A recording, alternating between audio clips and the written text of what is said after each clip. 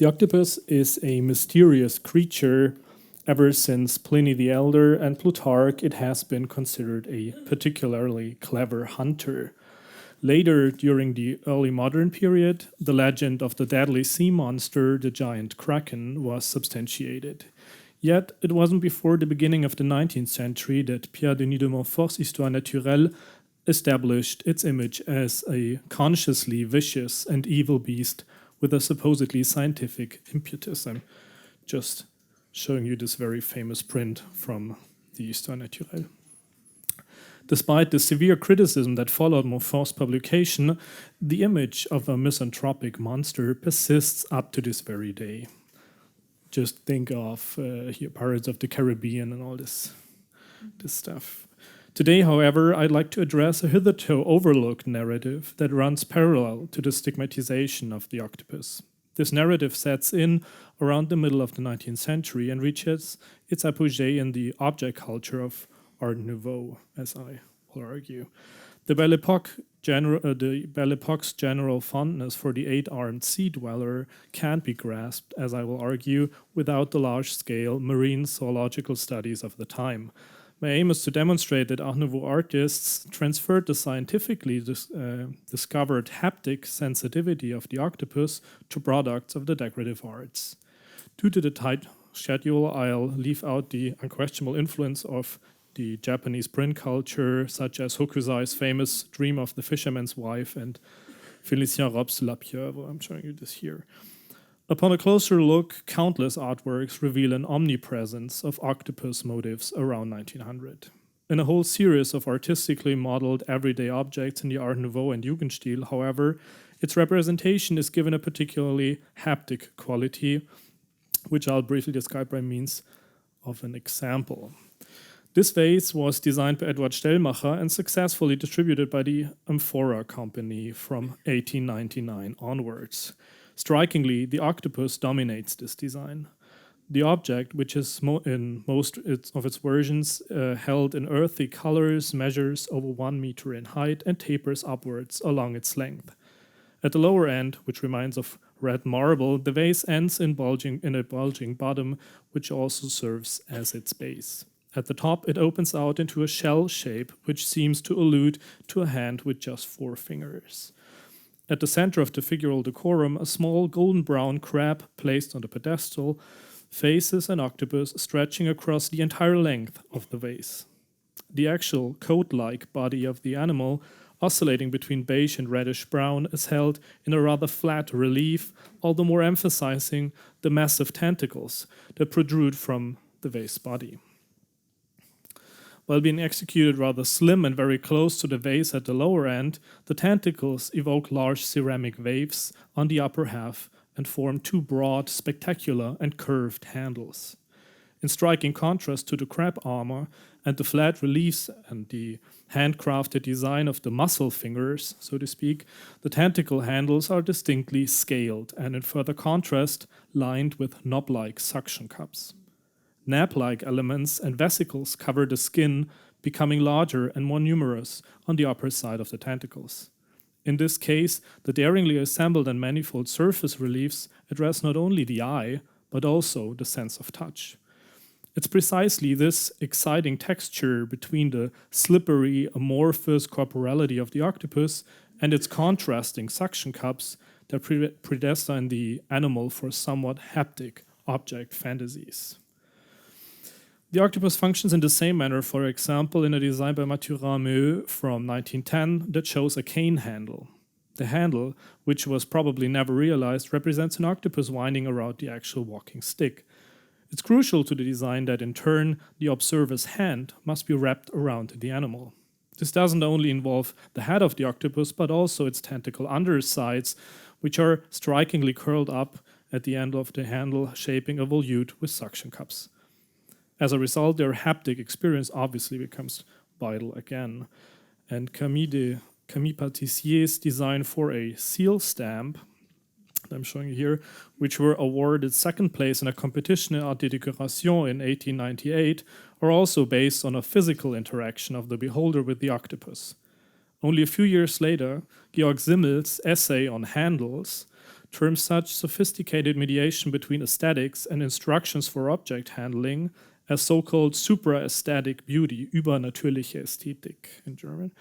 Numerous other objects could be presented here. They all have in common that they just won't fit in with Montfort's narrative of the abyssal sea monster. In Victor Hugo's Les Travailleurs de la Mer of 1866, the octopus still appears as a dreadful monster, and I quote, Orpheus, Homer, and Hesiod were unable to think of anything worse than the chimera. It was God who created the octopus. End of quote. And so the protagonist gets involved in a life-threatening confrontation with an octopus in the second volume of the novel.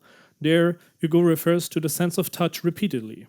After the fight breaks out, the fisherman can only perceive the animal in a small, unlit cave with his hands. The octopus brings his body into play only later, palpating his victim's body before initiating his embrace. Hugo also describes this embrace from a decidedly tactile point of view. The entire novel is infused with biological terminology, willfully suggesting a scientific foundation. This distinguishes Hugo's work from, for example, Jules Verne's undersea novel of 1870, which reveals far fewer scientific references and conventionally characterizes the octopus not as a tactile or haptic, but exclusively as an amorphous monster.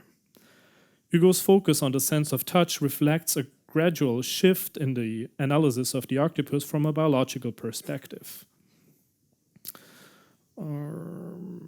Beginning with the middle of the 19th century, physiological studies had to meet entirely new scientific standards at the famous institution of Albert Premier in Monaco, but also at the today still active zoological station in Naples. Empirical research on living animals has been carried out since 1872 instead of short-lived preserved preparations.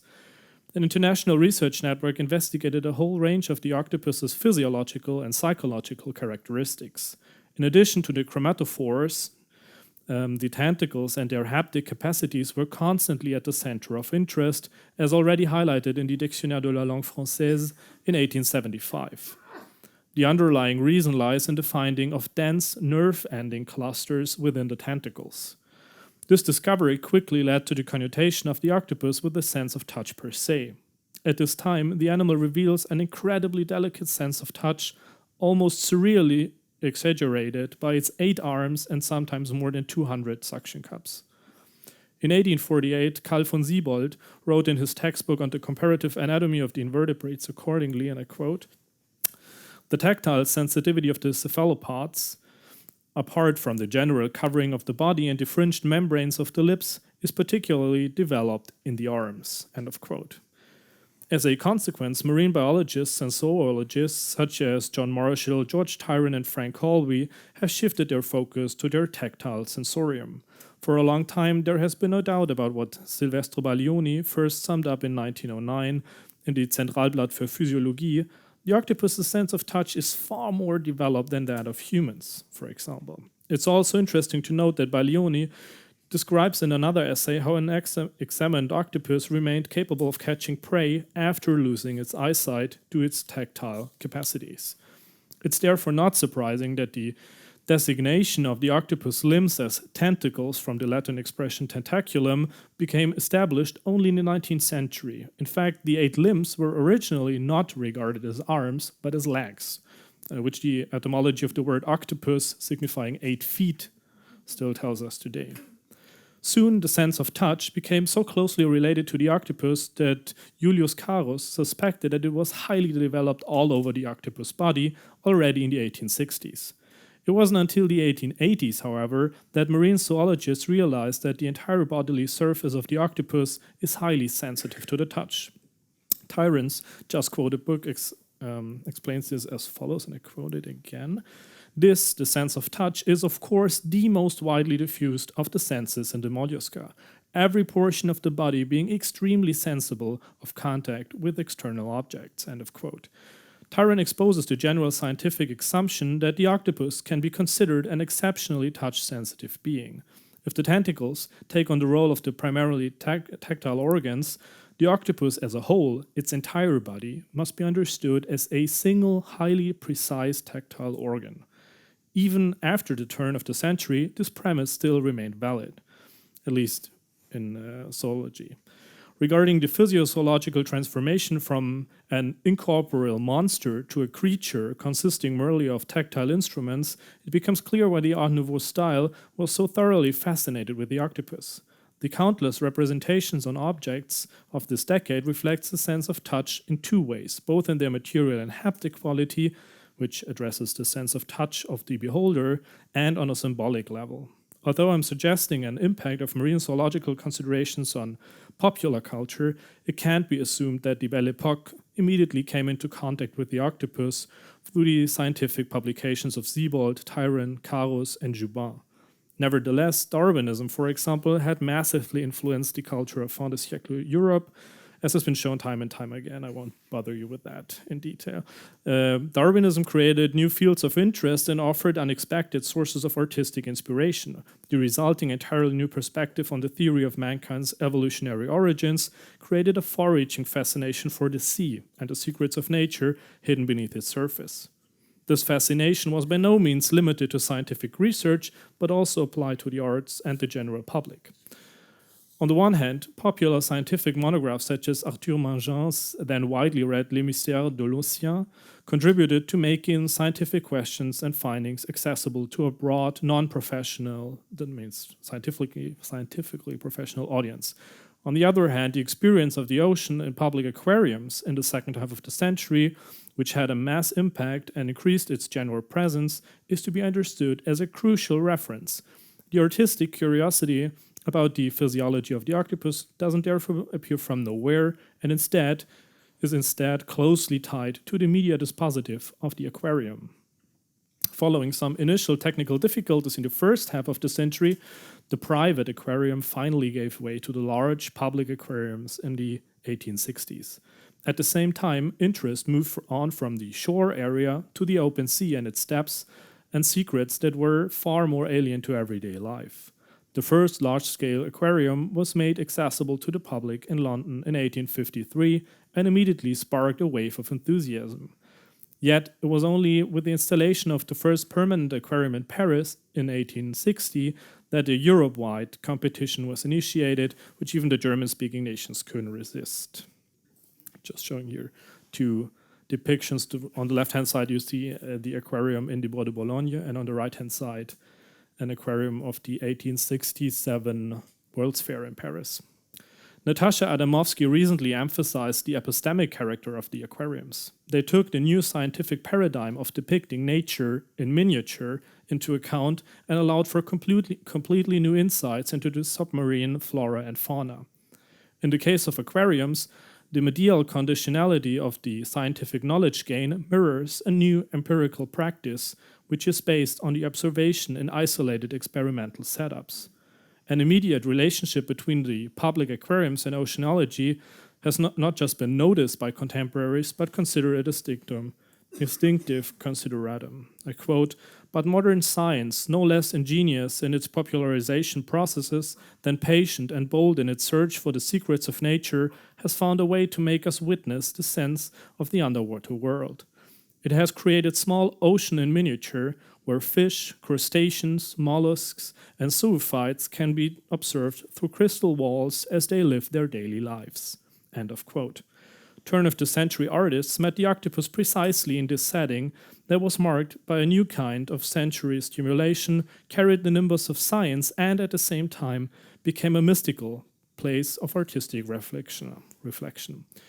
The popular scientist Moser, that I just quoted, mentioned the octopus as an animal frequently found in aquariums. The natural scientist Henry Lee, who worked in the Brighton Aquarium, dedicated an entire book to the octopus, giving an account of the current general sensation regarding the animal.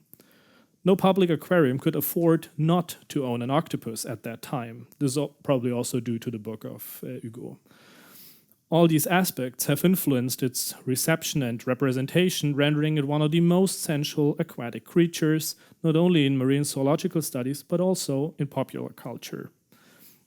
I'll close with a very brief conclusion.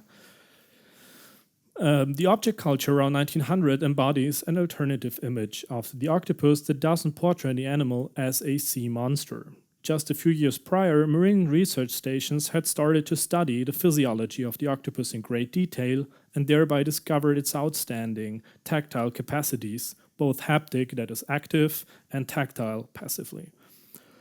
Thus, the sensitivity distributed over the octopus body became a key feature of the animal that broke with the infernal myth scientifically.